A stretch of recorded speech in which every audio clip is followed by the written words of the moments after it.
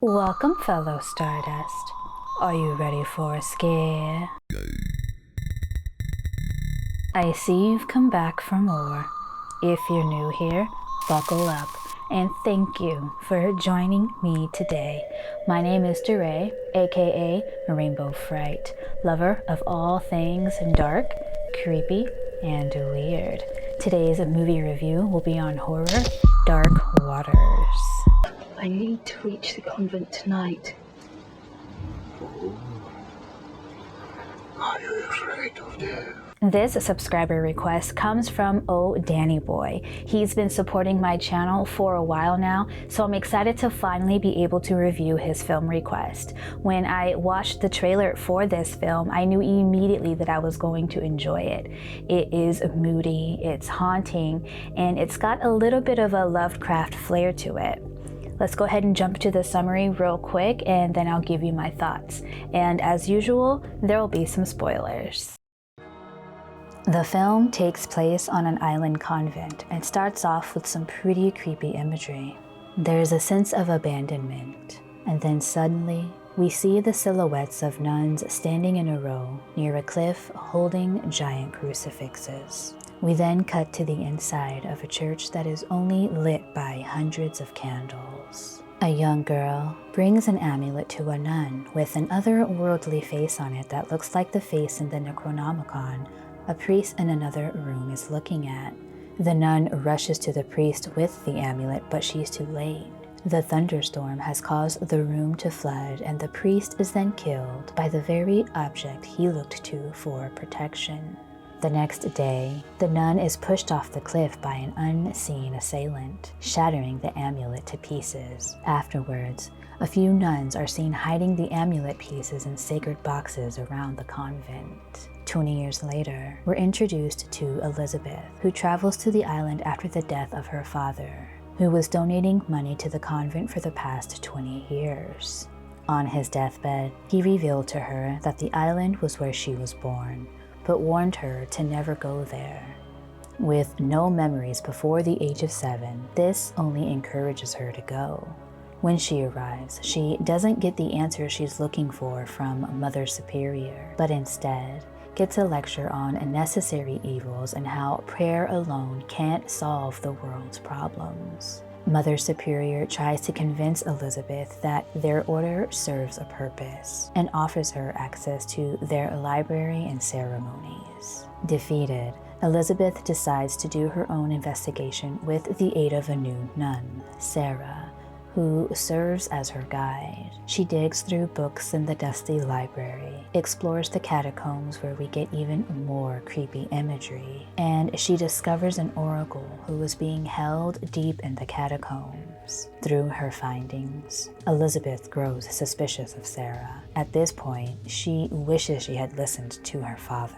Upon further investigation, she finds the woman who took care of her when she was a child and tells Elizabeth her birth name, Venushka, and hints at the fact that the woman who she believes to be her mother really isn't her mother. Out of nowhere, a nun pops in with a burning crucifix and sets the old woman on fire. Elizabeth finally comes to realize who she is and what her father was trying to protect her from. She then finds the last missing piece of the amulet needed to free the beast seen on the amulet and the Necronomicon. She vows to make sure the amulet doesn't become whole again. With the last piece of the amulet in Elizabeth's hand, a nun attempts to kill her, but she instead bashes the nun's head in. Elizabeth then follows the crying and distorted noises she heard once before and finds Sarah. Sarah tells Elizabeth that they're sisters and their mother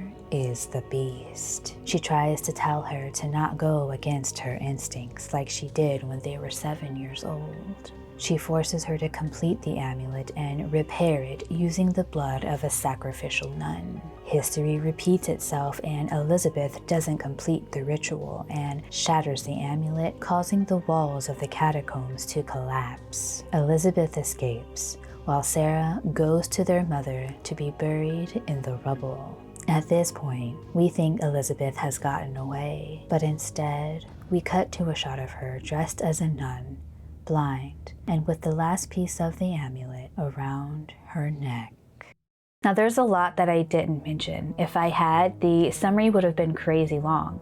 There's not a lot of talking throughout the film, especially in the beginning. So a lot of what you're taking in are the visuals and the dark and moody vibes, which will be more appreciated firsthand rather than me explaining it all to you. This Italian film is written, directed, and edited by Mariano Baeno, who at the time was living in London. The original short story was written by Andy Bark, who was inspired by his childhood trip to Stathis in North Yorkshire. Andy went to Mariano and asked him if he'd like to help him work on a script after he had just helped him on his short film as an editor. Dark Waters takes after its predecessors and is a true work of art. The film was shot in Ukraine at the time of the collapse of the Soviet Union, and while this did create obstacles for them, it also created opportunity and allowed them to find the perfect location at the right price. This was one of the first Western films, if not the first Western film, to be shot in Ukraine. Surprisingly, the catacombs were real, but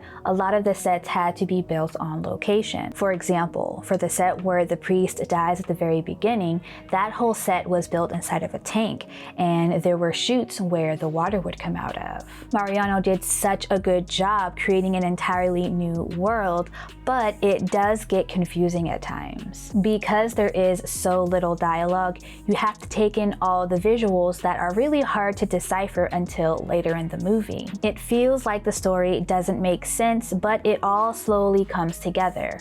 For the most part. There are some plot holes, but it's impossible to not be engulfed by the atmosphere. One of the obvious themes is religion, and this question of whether or not it's a necessary evil for the greater good. The nuns must sacrifice human flesh, sometimes even their own fellow nuns, in order to keep the beast at bay. Little do they know, Sarah is the daughter of the beast, who has been waiting for her sister to return for 20 years in order to complete the ritual to set their mother free. The atmosphere is claustrophobic and isolating, and the sound design and mixing create such tension without really needing to see too much on screen. You'll definitely get some Suspiria vibes, which is funny because this film was made in the early 90s, but at times it feels like this is a film from the 70s. One of the creepier scenes is when Elizabeth talks to Mother Superior.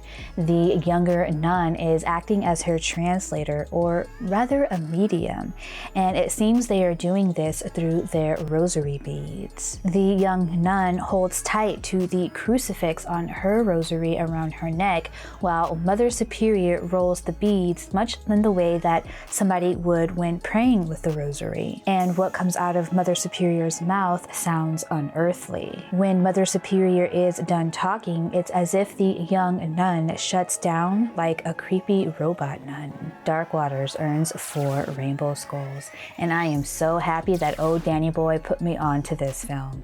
It is a true hidden gem, and I am so excited to be able to share it with you all. It's currently available on Amazon, Shudder, and Tubi, which is free with ads. Well, thank you again for joining me today, fellow Stardust. I appreciate you being here with me. And obviously, in the spirit of Halloween, I decided to put on a little extra makeup. Next week, I'll be doing a vampire look. So, if you haven't already, go ahead and hop on the Rainbow Fright freight train and hit that subscribe button along with the notification bell. That way you'll get notified every time I upload a new video. I hope I see you next time. Peace.